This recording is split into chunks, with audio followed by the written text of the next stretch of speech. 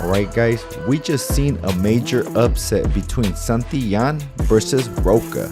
The fight was good while it lasted and was action-packed from the beginning of the first bell. But before we get into the fight, if you're not subscribed, please punch and knock out that subscription button. That way you'll never see it again. And ding the notification bell. That way you'll never miss any of my new boxing videos. Alright guys, let's get to the round. Ding, ding. Alright guys, let's get started. This fight was really good. I really enjoyed this fight and I hope everybody enjoyed it as well. My hat is off to ROCHA. He didn't have to take this fight. He took it on short notice. He didn't have to take this kind of fight right away because SANTILLAN is a dangerous fighter. Not just that guys, these guys used to train with each other. They were each other's sparring partners back in the day. This fight was not a good fight for ROCHA to take on such a short notice. He would needed more training to actually adapt to a good winning style versus somebody that he used to fight before. But that's okay, that's what throwback fighters do. They fight everyone no matter what. As long as you are a throwback fighter, no one will really ever talk ish about you and you will always have fans. Guys, I really don't care about the pound for pound list anymore, or who is the champion, or who is undisputed, or who is undefeated anymore. I am just a fan of boxing in its entirety. I respect every single boxer just for them to throw them. But I do have a little bit more respect for throwback fighters. Those are my favorite fighters. They are throwback fighters. I always believe that throwback fighters should be the most famous fighters there is, because they are running the sport the way it should be. Basically by the book. The number one fighter against the number two fighter, and if they are not available, then the number 3 versus the number 4, and if they're not available, then the 5 versus 6, and so on.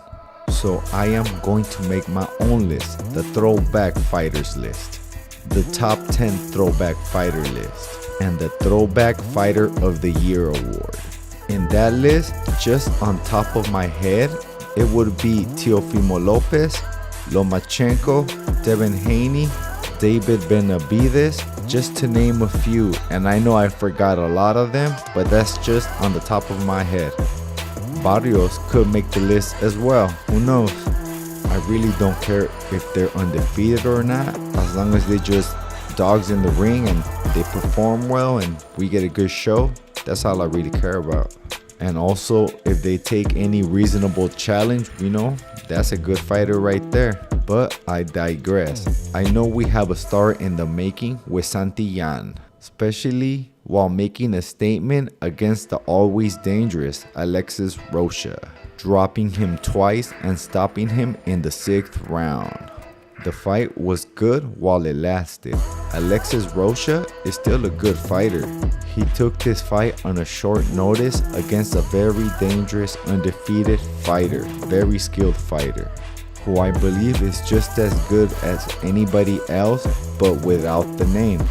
And also, they knew each other very well inside the ring because they used to train with each other and they used to spar with each other back in the day.